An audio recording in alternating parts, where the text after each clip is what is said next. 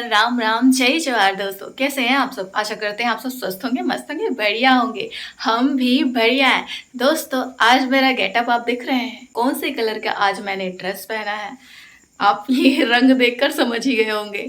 तो दोस्तों, अभी चल रहा है सावन का महीना और मैं जा रही हूँ बाबा बैद्यनाथ धाम। जी हाँ, सुबह के बज रहे हैं 5 और चलिए हम फटाफट से निकलते हैं घर से, बिलासपुर से सुल्तानगंज के लिए।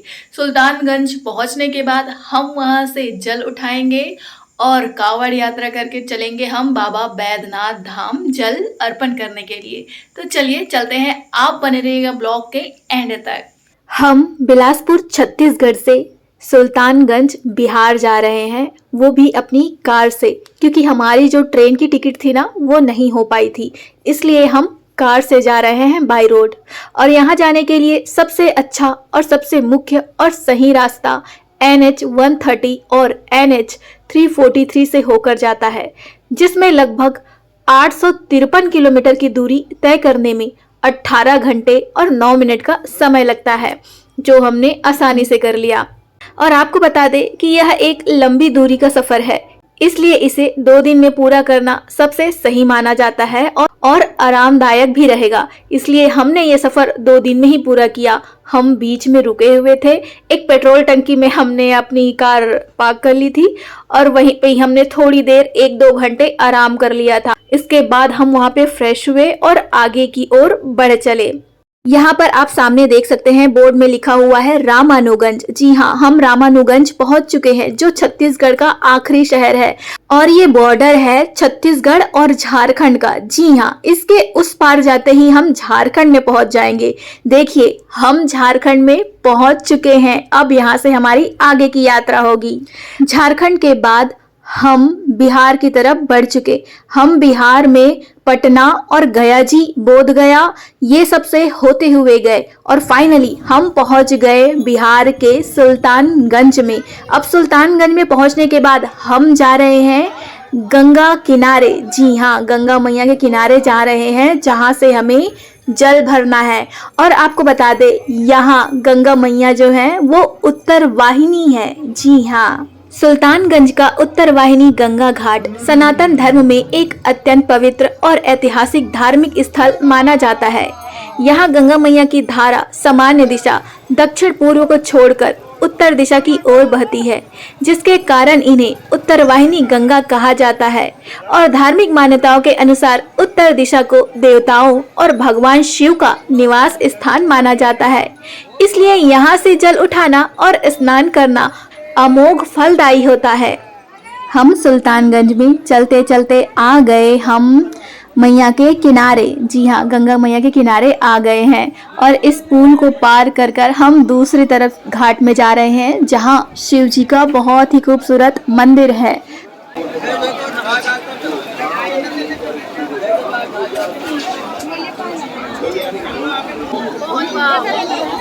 चलिए अब हम भी गंगा जी में डुबकी लगा लेते हैं, उनकी पूजा आरती कर लेते हैं और हम भी अपने कावड़ में, अपने डिब्बे में, जिसमें लोटे में हमको जल रखना है, उसमें जल भी स्नान के बाद भर लेते हैं और यहाँ से संकल्प ले लेते हैं।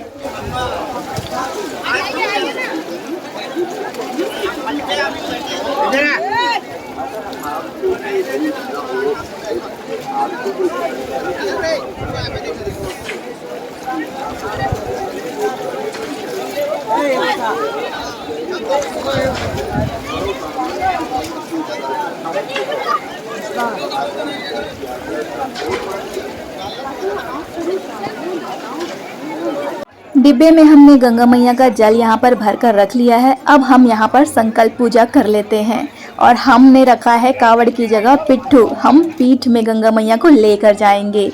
घाट से संकल्प लेने के बाद, गंगा मैया का जल भर लेने के बाद आप चले आइएगा अजगैबीनाथ मंदिर। जी हाँ, महादेव जी का ये मंदिर है जो घाट में ही है। आप यहाँ पर आइएगा और यहाँ पर प्रणाम करिएगा और यहाँ से ही आपकी यात्रा शुरू हो जाएगी। आरती लेके जा भगवान आरती लाने सब दिन आए तो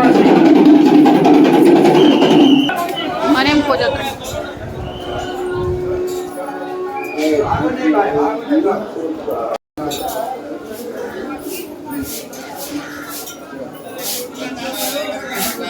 ऊपर की ओर, मंदिर के ऊपर की ओर बाबा अजगैबी नाथ जी का मंदिर है। देखिए हम पहुंच चुके हैं, चलिए आपको दर्शन कराते हैं। खाली कचरा करने मंदिर में आप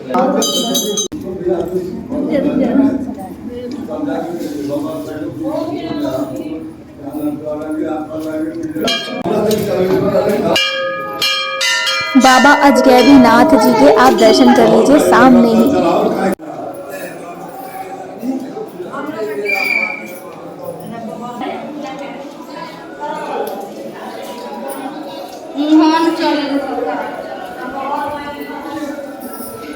मंदिर के ऊपर से आप देखिएगा गंगा मैया का स्वरूप, कितनी प्यारी लग रही है हमारी गंगा मैया। और बरसात और सावन का महीना है, इसलिए जल इसमें आप देख सकते हैं, जल स्तर कितना बड़ा है।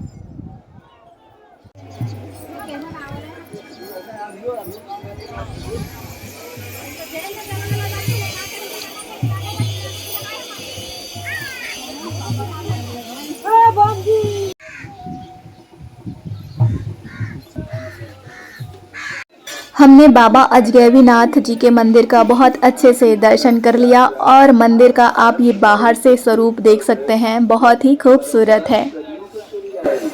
उसका निर्वहन करने के उपरांत ही बाबा धाम की यात्रा आरंभ करें। कोई मंजूर ध्यान देंगे जो भी जीवन में पहली बार कांवड़ लेकर बाबा धाम जाने वाले हैं, उनके लिए हमने यहाँ से जल भी भर लिया और बाबा के दर्शन भी कर लिए। अब चलिए हम निकलते हैं अपनी यात्रा की ओर।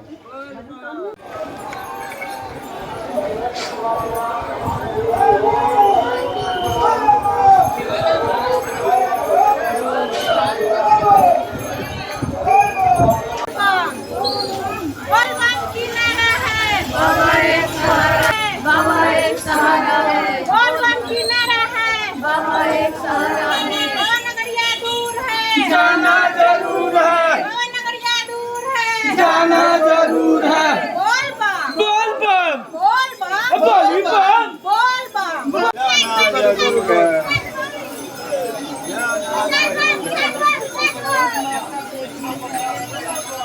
जब बाई रोड आप जाएंगे अपनी कार से तो सुल्तानगंज में आपको 5 से 6 किलोमीटर पहले ही रोक दिया जाएगा, आपकी कार को अंदर नहीं जाने दिया जाएगा, क्योंकि आप भीड़ देख सकते हैं, बहुत ही ज़्यादा भीड़ रहती है। इसलिए हमने करीबन 6 किलोमीटर पैदल यात्रा किया, उसके बाद हम कार तक पहुँचे जल लेकर। उसके बाद हमने कार से ही सफ़र करके गए देवघर जल चढ़ाने के लिए। जी हाँ, हम बता दें कि हमने पैदल नहीं की है कांवड़ यात्रा, हमने गाड़ी से की है कांवड़ यात्रा। हम सुल्तानगंज से जल लेकर देवघर गए कार से। उसके बाद हम बीच में लगे थोड़ा सा खाना खाने, क्योंकि हमें लग गई थी भूख। और खाने से पहले ही हमने अपना जल कार में एक सुरक्षित स्थान पर रख दिया था, ताकि उसे कोई ना छुए।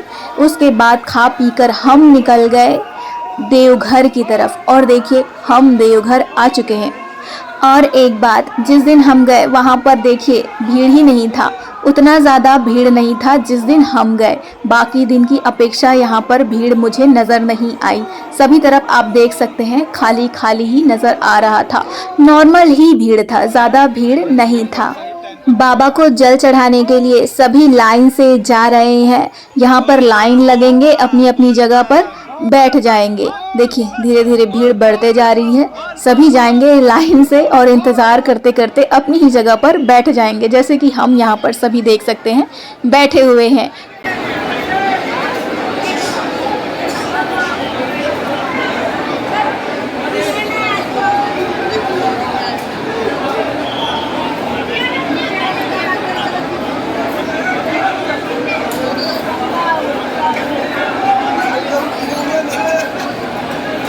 यहाँ पर बैठकर सभी कांवड़िया, सभी जितने भी श्रद्धालु हैं महादेव जी के, जो जो जल अर्पण करने आए हैं, सभी बैठकर अपनी बारी का इंतज़ार कर रहे हैं और हम भी कर रहे हैं।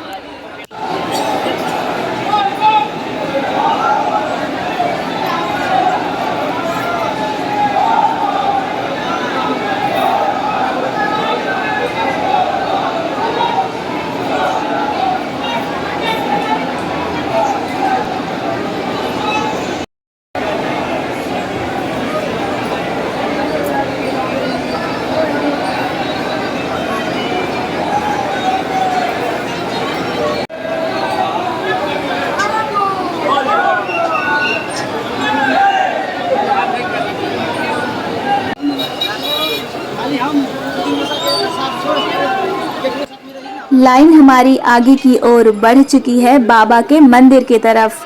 देखिए रास्ते में ही बाबा का मंदिर, कितना खूबसूरत नज़ारा है। हम तो यहीं से दर्शन करते करते ही लाइन में लगे लगे ही आगे बढ़ रहे थे।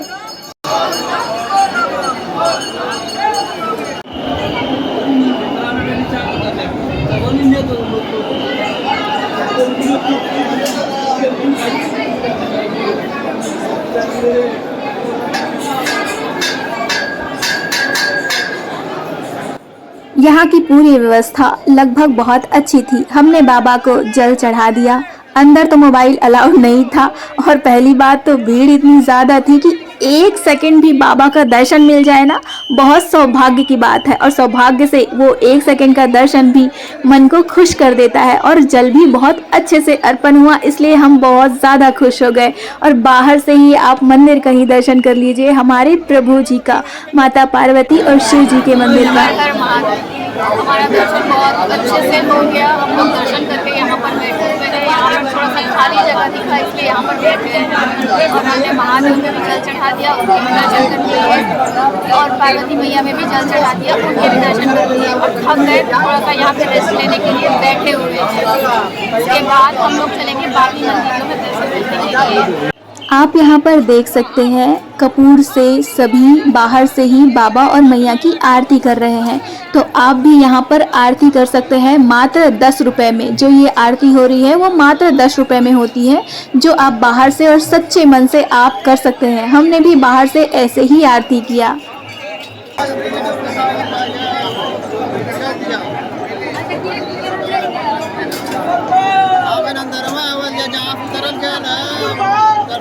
नर्मदे हर आप सभी को। आज मैं पहुंच चुकी हूं बाबा बासुकीनाथ दर्शन करने के लिए, क्योंकि कल मैंने देवघर में प्रभु जी को जल चढ़ा दिया था। आज हमें जल चढ़ाना है बाबा बासुकीनाथ में।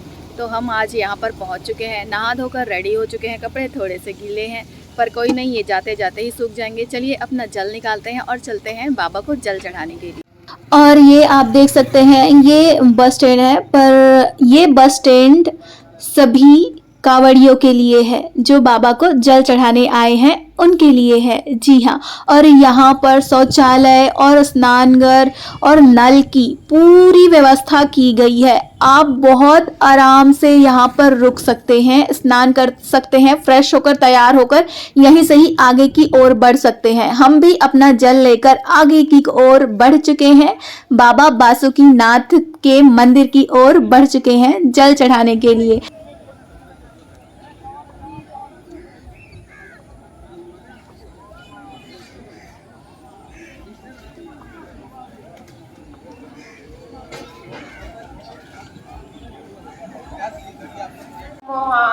ग्राम अररिया जिला।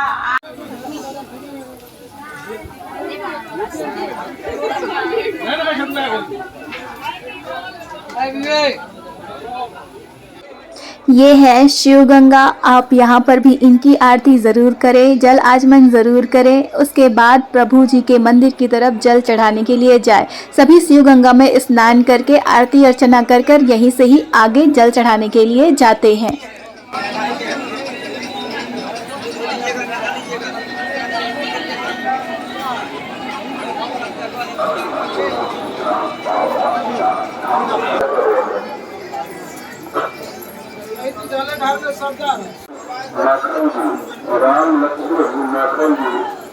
वहाँ ने कम से कम चढ़े दिए चढ़ा दे लाइन। हाँ नाम जी राम, ग्राम कुमरा, थाना चनपटिया, थाना संपर्क करने का प्रयास करें। रामावती देवी आपको खोज रहे हैं। जीवित राम जीवित।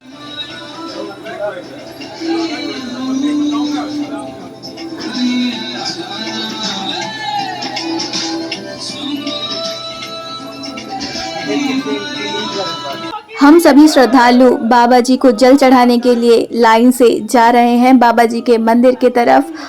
और बाबा बासुकीनाथ जी को हमने जल भी बहुत अच्छे से चढ़ा लिया और यहाँ भी हमारे दर्शन बहुत अच्छे से हो गए। बाबा बासुकीनाथ और मैया पार्वती के दोनों के यहाँ पे दर्शन हमें बहुत अच्छे से हुए। आप बाहर से दर्शन कर लीजिए हमारे प्रभु जी के और मैया जी का।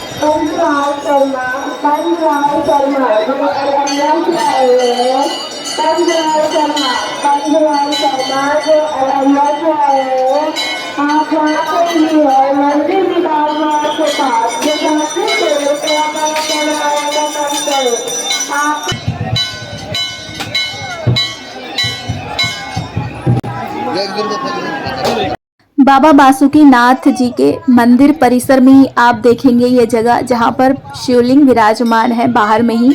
और यहाँ पर आप देखेंगे मेरे पीछे आप देख सकते हैं बहुत सारी घंटियाँ हैं। उसके बाद वहाँ दर्शन करने के बाद आप देखेंगे बाहर जैसे ही निकलेंगे बाहर से ही जल अर्पण करने की व्यवस्था की गई है। जो माता जी लोग अंदर नहीं जा सकते ना, वो बाहर से ही प्रभु जी को यहाँ से जल अर्पण कर सकते हैं। देखिए जो अंदर नहीं जा पाए हैं वो यहीं से ही प्रभु जी को प्रणाम कर रहे हैं और जल अर्पण कर रहे हैं। और ये भी जल सीधा बाबा बासुकीनाथ के पास ही जाता है। और ये सुविधा देवघर में भी था और बाबा बासुकीनाथ दोनों जगह है। हमारी तो कांवड़ यात्रा बहुत अच्छे से संपन्न हुई और मन बहुत आनंद से भर गया। उम्मीद करते हैं आज का ब्लॉग आपको अच्छा लगा होगा। हम आपसे फिर से मिलेंगे एक नए ब्लॉग के साथ। नर्मदे हर।